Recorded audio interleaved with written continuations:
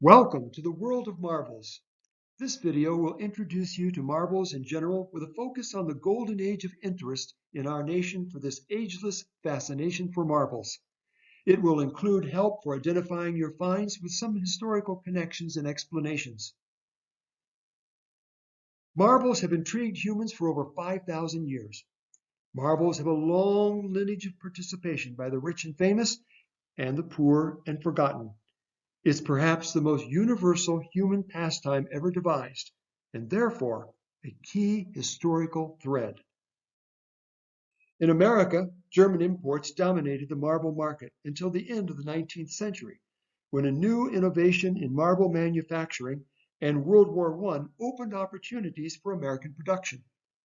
James Leighton developed a new tool that resulted in glass marbles with one pontil or scar.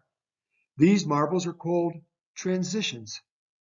They lasted only a while before machine-made marbles replaced them. In America, a Danish immigrant, Martin Christensen, produced the first machine-made marbles around the turn of the 20th century. World War I closed rival German factories. By the 1920s, American production replaced most other types in imports. Regardless of marble material, millions of marbles flooded the nation. The agate company would further improve marble manufacturing processes, opening the way for new companies during the 1920s and 30s. This American dominance would decrease significantly when the Japanese cat's eye marbles were introduced into the American market during the 1950s. Marble finds in Southern California are marbles migrated from the east, but there was a brief marble production locally.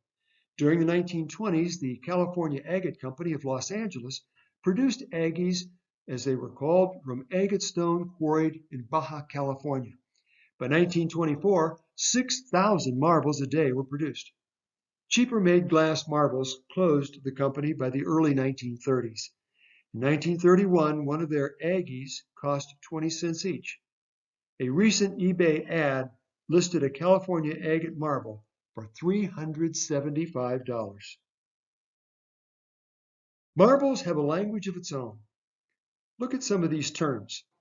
This is but a sample of a large marble vocabulary.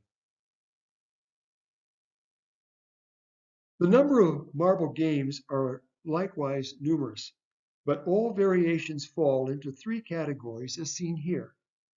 Game names are colorful: kerplunk, mancala, matching marbles, and marble mazes. Generally, marbles are cheap and vary in cost by type, material, and period of history. In the golden era, marbles ranged from 15 cents for a dozen to over $2 a piece.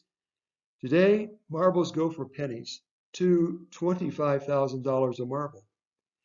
A golden era marble king common watermelon design can go for $5 today, but originally cost 20 cents.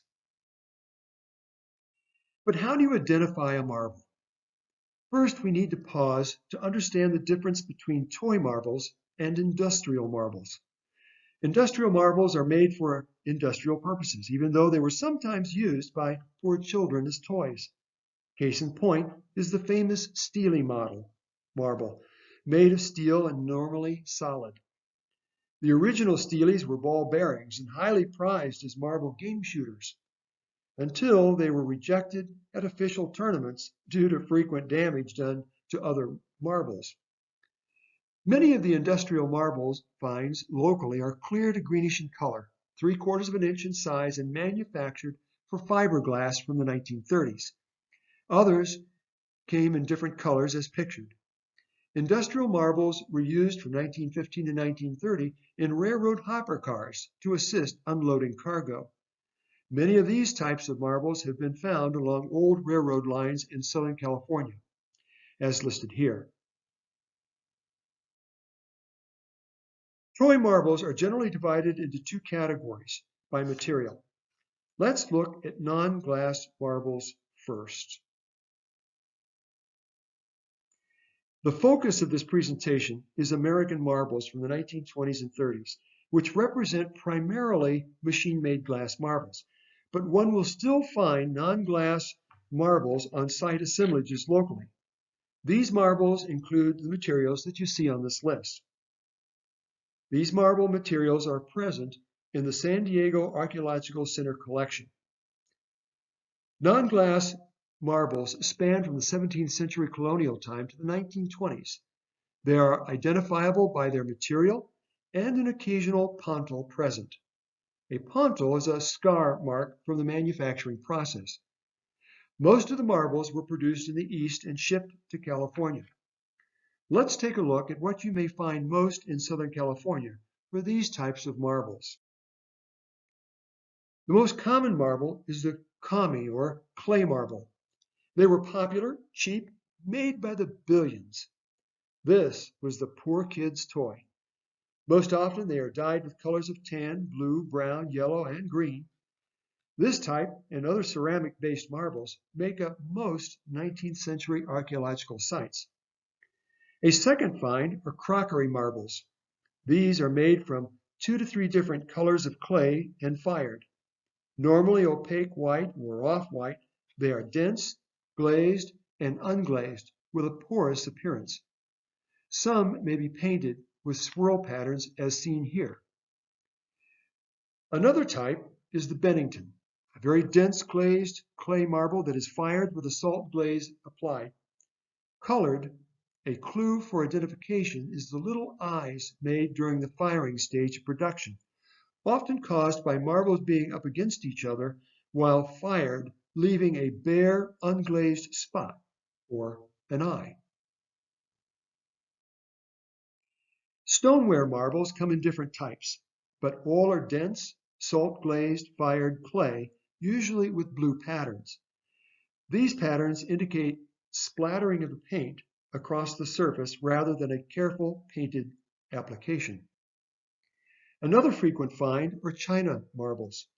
They are dense white clay and fired at very high temperatures. They are heavier for their size than clay or crockery marbles, so weight can be an indicator.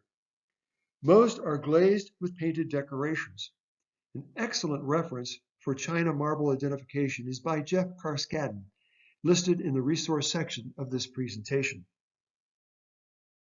The last material in this category are stone marbles.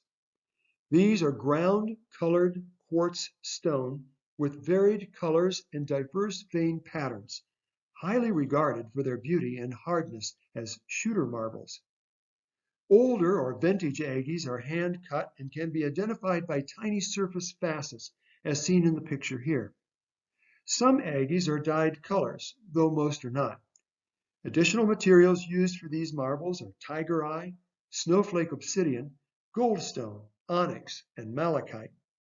An excellent local example are aggies produced by the California Agate Company. Glass marbles dominated toy marble production in the 1920s and 30s, creating the golden age of interest in the United States.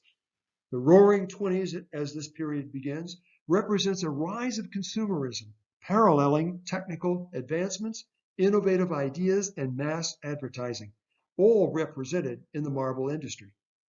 With the Spanish flu and World War I concluded, America began to produce, advertise, and buy a large variety of domestic products, including toys, of which toy marbles flourished. Even when the Depression spread across the 1930s and World War II rationed materials during the first half of the 1940s, glass marbles were cheaper and easier to make for all children and adults. The advent of machine-made marbles' popularity and industry growth led to hundreds of types, styles, patterns, and experiments with marbles. Most marble types and styles are associated with companies. Some of the more popular producers from the Golden Era are listed here. Most of these companies no longer exist or merged into large organizations. Today, most mass-produced modern marbles are made in Mexico and China for American markets. Glass marble identification is best done by identifying key types and styles with their manufacturers. The first American glass toy marble producer was M.L. Christensen and Son. In 1905, Christensen invented a machine to produce marbles one at a time. By 1910, he improved this process, making 10,000 marbles a day. His huge success nearly wiped out his competitors. His early hit was called the slag. As seen in these pictures, it is identified by a 9 pattern on the top pole and a cutoff line on the bottom. Colors were aqua, yellow, brown, clear, orange, blue, purple, and green. The slag was made by a process of a twisting motion used in hard gathering the molten glass out of the furnace and keeping the glass on the end of a punty, an iron rod used to hold and shape soft glass. As a stream of the hot glass was allowed to drip into the machine. This process would advance to later include multiple streams of hot glass with different colors, creating new patches or streaks in the marble patterns. It would lead to hundreds of new styles by American companies. Another early company was the St. Louis-based Alox manufacturing company. They made the marble called the swirl, which was duplicated and variated in numerous ways by other companies. These swirls were transparent and opaque, making them unique among the other swirl designs that followed. They tend to have clear green or blue bases with thick, opaque white swirls. Perhaps an emblem of the golden era for its comic marble is the Peltier Glass Company. Their most famous marble was the logo. They transferred a black-fired picture of one of 12 different King syndicated comic characters on a marble surface. Each marble possessed its own color combination.